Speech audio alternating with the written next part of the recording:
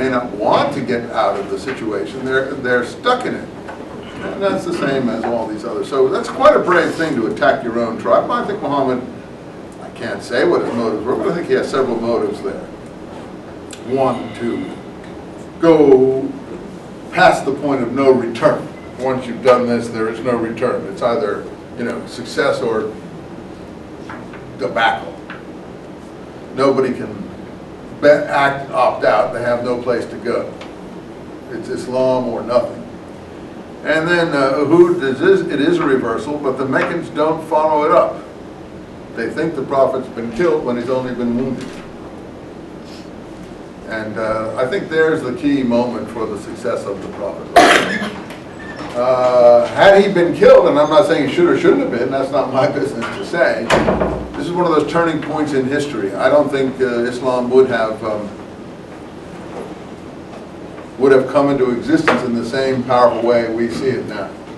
And so just right there, a wound makes all of the difference. Hitler, for instance, was not killed in the attack on the bunker, and maybe 1 million people more lost their lives because of that. And not only in concentration camps, but in warfare, and all the people who were involved in it were hung up on meat hooks and stuff. I mean, the terrible, terrible retribution was taken for a wound. Yeah. Do you think Islam would have actually still progressed at all? I have no idea. I wouldn't be able to comment on that. I said it as carefully as I could. Yeah. That's for you to decide for yourself. Okay? And I won't go any further. If it's God's will, in a Muslim's mind, it would have been anyway, according to the believer. So I don't want to get into whether I think it would have or wouldn't have. But the point is that I just said it wouldn't have been in as powerful manner as we see it at the moment. And, well, take another example. In our own history, many of you are new Americans, so you don't maybe feel as connected to this as others might. Abraham Lincoln's assassination. Terrible tragedy for this country. I mean, almost undercut all the results of the Civil War, all those people dying and everything like that, and some complete little nitwit is able to sneak in there. I'm sure he was part of a Southern intelligence network and knew he could get into that box because Lincoln had one weakness. He used to like to go to the theater, and this guy was an actor on the stage, and he knew that he came often, and he figured that he could get him whenever he wanted. And he did, but that set the whole country back 100 years in terms of its development, because Lincoln had the magnanimity, the foresight, the character to sort the whole situation out in terms of how to reconstruct, and Jim Crow and all that sort of thing that came afterwards. Instead, you had total chaos afterwards. And it's very sad, really sad. So one life can mean almost everything.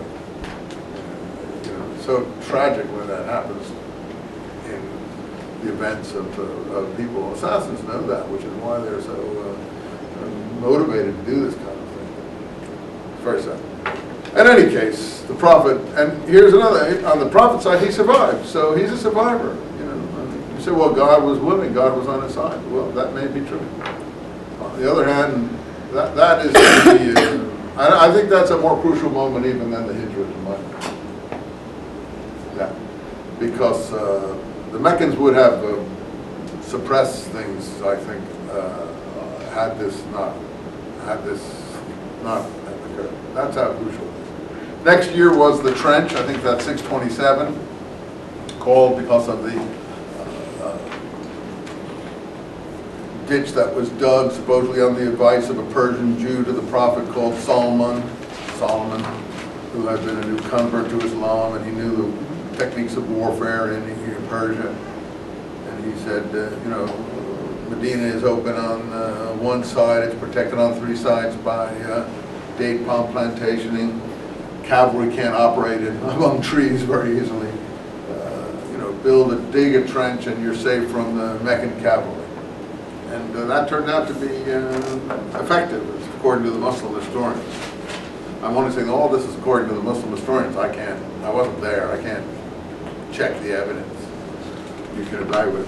And the next year, the Prophet it seems to have gone back to Mecca in triumph, because the Meccan resistance fell apart after that. And there was this thing called the 628, I think, called the Truce of Hudaybiyah.